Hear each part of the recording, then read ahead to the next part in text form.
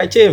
Ya, Puan, selain itu di halaman Sulsel Memilih kita turun dengan pertarungan DPR RI di Dapil Sulsel 2.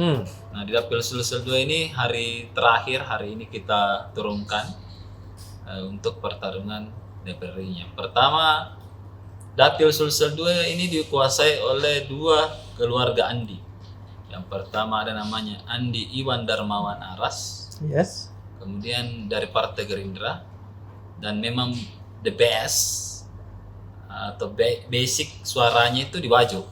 Yeah. Jadi salah satu yang membuat Andi Iwan menjadi peraih suara terbanyak selama dua pemilu 2014 dan 2019 adalah di Kabupaten Wajo.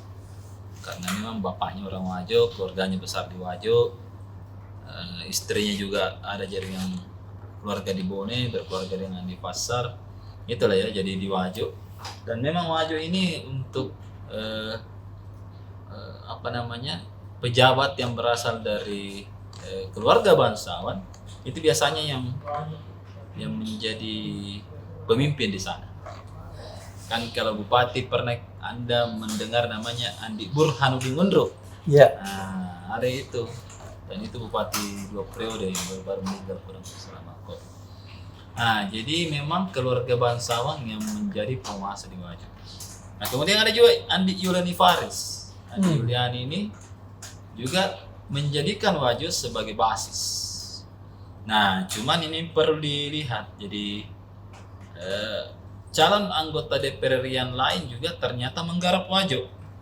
Nah, terutama daerah orang-orang yang berasal dari lingkaran situ, misalnya caleg P3 Muhammad Aras yang justru pada pemilu 2019 lalu mampu meraup 5.000 lebih suara. Itu besar tuh kalau untuk di daerah luar basis ya, 5.000 lebih suara. Jadi memang ada daerah-daerah yang memang bisa digarap. Kalau AI ini kan dan Andi Yuliani kan memang lebih banyak bertarung di kota, di Sengkang, di Danau Tempe dekat situ, pokoknya di dekat kota lah. Tapi di daerah pegunungan dan daerah perbatasan itu digarap oleh caleg lain. Nah, jadi memang karena kan di daerah-daerah pegunungan dan pedesaan itu banyak rakyat biasa aja. Iya. Jadi mereka ini bebas kemana aja, tidak ada perintah dan lain-lain. Mereka kalau diperhatikan di jalannya, diperhatikan fasilitasnya, dibantu ininya, dibantu itunya, bisa lah memberikan suara seperti itu. Jadi memang di daerah itu digarap oleh caleg lain, termasuk Pak Jaras. Nah, Jaras ini saya lihat turun dengan komunitas dakwah. Jadi memang kan penggeraknya Jaras di Wajo ini berasal dari pesantren As-Sa'diyah. Nah, sehingga ini yang menjadi alasan kenapa Jaras bisa mampu juga meraih suara 5.000. Dan ini saya lihat masih digunakan sampai sekarang.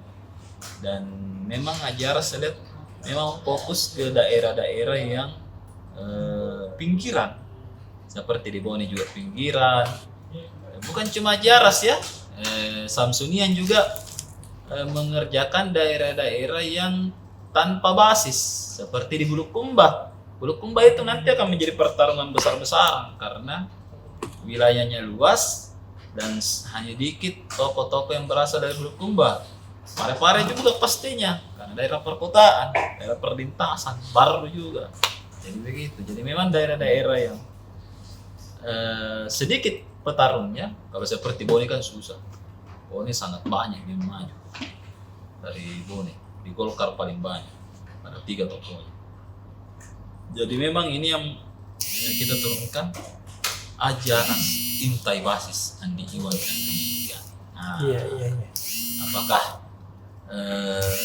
ini pembuktian di 47 hari ke depan dan kerja selama setahun belakang ini, kalau kita sudah setahun semua sudah di dapil, jarang sekali di Jakarta ya rapat-rapat Sumaja atau rapat-rapat atau sidang paripurna.